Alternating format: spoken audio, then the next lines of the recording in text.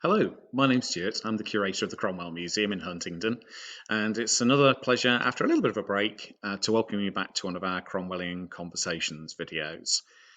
We've been spending the last few weeks been tied up with reopening the museum to the public, which I'm delighted to say that we now are, after lockdown in the UK has started to ease somewhat.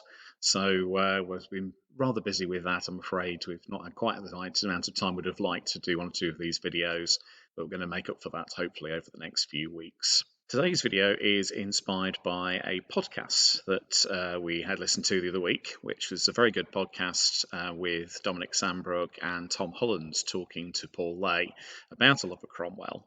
It's as part of their Rest is History series, which I do recommend if you've got the opportunity to give them a listen. And Paul's actually one of our trustees, Paul Lay, who's written, of course, on Oliver Cromwell and this particular period in history. And during this particular podcast, the subject of things Cromwell is famous for saying came up. Oliver Cromwell was prolific in terms of his writings and speeches, and therefore, in terms of what at least was recorded, he's left us more than probably any other individual, certainly who isn't a member of royalty, prior to the Victorian period, certainly in British history anyway. And therefore, it's not surprising that lots of people should find things that they agree with or identify with, or in many cases violently disagree with, and therefore he should be quoted quite often. He seems to be one of those people who also comes out with kind of pithy lines, so therefore lots of people like quoting him. But some of the most famous things that Cromwell's supposed to have said, actually, he probably didn't say at all, and actually more likely are the inventions of the people entirely, certainly later writers anyway. So as part of today's video, I'm going to look at 4 of the most famous things Cromwell is supposed to have said that actually he probably didn't say at all.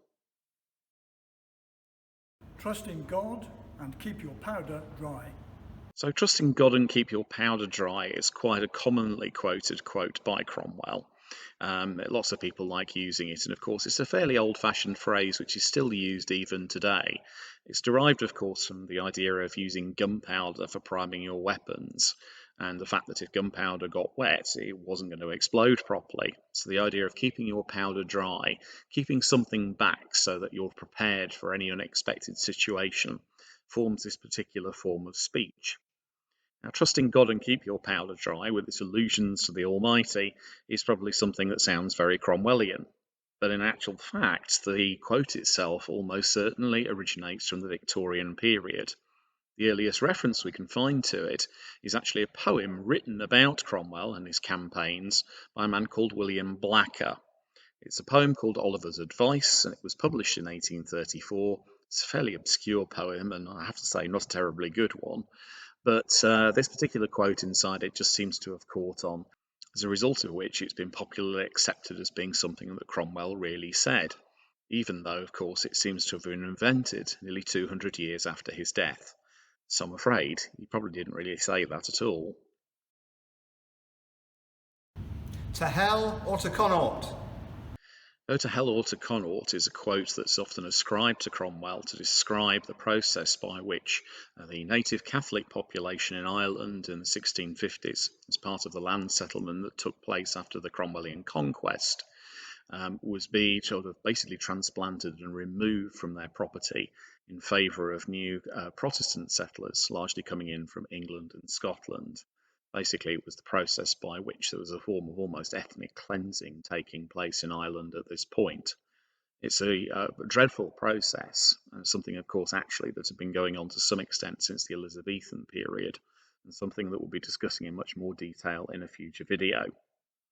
This particular quote is said to have been told by Cromwell that this was, of course, the native Catholic population being ordered off their lands in the majority part of Ireland and being sent to the county of Connaught, where they were all supposed to remove themselves. And more detailed analysis of this particular process shows that actually it didn't quite work like this. For anybody who's interested, I strongly recommend this book by Dr. John Cunningham at Trinity College in Dublin, which looks in more detail at this particular issue. Now, one thing that Dr. Cunningham points out at the beginning of the book, in fact it's virtually within the first paragraph, is that almost certainly Cromwell never gave out this particular order, certainly not the instruction or the quotation ordering people to go to hell or to Connaught. In fact, this particular phrase again originates long after his death. It seems to originate with Protestant Orangemen in Ulster in the 1790s. So actually it's a much later phrase. And the first time it's identified with Cromwell is actually by a French historian called Gustave de Beaumont in 1839. So again, nearly 200 years after Cromwell's death. So I'm afraid, yet again, he probably never said that. Warts and all. Warts and all. Well, it's the thing we probably most associate with Cromwell, the famous warts and all portrait, of which we have a copy inside our collection here at the Cromwell Museum in Huntingdon. It's, of course, a phrase that supposedly is designed to show that Cromwell was someone who suffered from a lack of vanity, someone who wanted to be depicted as he really was. And supposedly this is a quote that Cromwell gave to the artist Sir Peter Lely somewhere around 1653 when this particular painting was commissioned. Sir Peter Lely, of course, was the great mid-17th century artist who was well known for, shall we say, romanticising or making his sitters look perhaps a little better than they really were. And supposedly when Cromwell went to see him, he said to Mr. Lely, "I desire that you would use all of your skill and paint my picture truly like me and not flatter me at all, but remark all of these roughnesses, pimples, warts and everything. Otherwise I'll never pay a farthing for it." So in other words, Cromwell supposedly wanted to be depicted as he really was. Now, did he really say this to Lely? Well, there's a lot of debate over it. Some historians have suggested that actually this particular quotation wasn't given to Lely, but to another mid-17th century artist, Samuel Cooper, who was famous for painting portrait miniatures, particularly of Cromwell and his contemporaries, and also tended to show Cromwell with his warts and all the blemishes that you would expect. However, there's a small problem with all of this. Again, the earliest reference we have to this particular quotation is over 100 years after Cromwell's death. The 18th century writer Horace Walpole wrote a book called The Anecdotes of English Painting in 1764, and this is the first time that this particular quotation is alluded to, so it's well after 100 years after Cromwell's death. And no less an authority than the Oxford English Dictionary certainly refuses to ascribe this particular quotation as to be that of Cromwell originally. It seems most likely that it was something that was made up long after his death, even though it does kind of fit with the character of the man himself, I suspect. You have been sat too long here for any good you have been doing lately. Depart, I say, and let us have done with you. In the name of God, go! Now, this is a quotation that we see an awful lot at the moment on Twitter and various other forms of social media. It's one that people quote quite a lot, certainly in Britain, if they are getting frustrated with politicians. A couple of years ago, it was very popularly used during the whole discussion and debate over Brexit in the UK, with people of either side, either Brexiteers or Remainers, using the quotes to express their frustrations with Parliament and whether or not certain factions or political parties should be expelled. The particular quote here is actually one supposedly Cromwell gave when he dismissed the Rump Parliament on the 20th of April 1653, when he dismissed the remains of the House of Commons at that point, effectively in a military coup, and ordered them out in a fit of temper. Now again, I'm afraid this quotation almost certainly isn't what Cromwell really said. We don't actually know for sure what he did say. Unfortunately, the records that were kept in the House of Commons at that time were not to the level as we would understand now. Of course, what people say in Parliament has been recorded in a great deal of detail for a long time by Hansard, but that sort of recording simply didn't exist in the 17th century. And also, much of the records of the House of Commons were actually destroyed in a fire in the Victorian period. So simply the records from that time have been lost. There are a number of accounts of what Cromwell did say that day. The most likely version is, shall we say, far more angry and indeed smacks far more of being rather like that of Cromwell. This is supposedly what he actually said. "It is high time for me to put an end to your sitting in this place, which you have dishonoured by your contempt of all virtue and defiled by your practice of every vice. Ye are a factious crew, and enemies to all good government. You're a pack of mercenary wretches, and would like Esau sell your country for a mess of pottage, and like Judas betray your God for a few pieces of money? Is there a single virtue now remaining amongst you?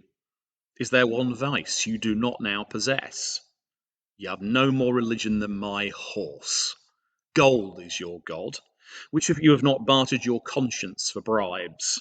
Is there a man amongst you that has the least care for the good of the commonwealth?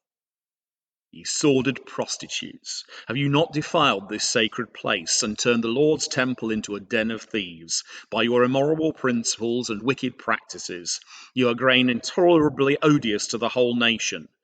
You who were deputed here by the people to get grievance redressed are yourselves gone. So, take away that shining bauble there and lock up the doors. In the name of God, go. Certainly sounds far more like Cromwell, not least the fact that it invokes the Bible and the Almighty on a regular basis, and of course it also makes reference to horses, for a man who was obsessed by horses as well. So, to be honest, I think this is probably a far more credible version. Not quite as easy, though, to get into 280 characters on Twitter, though, I'm afraid. So, hopefully you find that interesting. And next time somebody does quote one of those things to you, maybe you can correct them and point out it probably wasn't Cromwell who actually said those things. More likely it was just made up and attributed to him later on. Please do remember to like and subscribe to our YouTube channel. Please also do follow us on Facebook and Twitter. Details are in the contact card at the end. And we will be putting more videos up over the next few weeks to keep you informed and entertained. Please do also come and see us. We're now reopened again at the Cromwell Museum, and you can find more details about visiting the museum on our website at the end. Thank you very much, and hope to see you soon.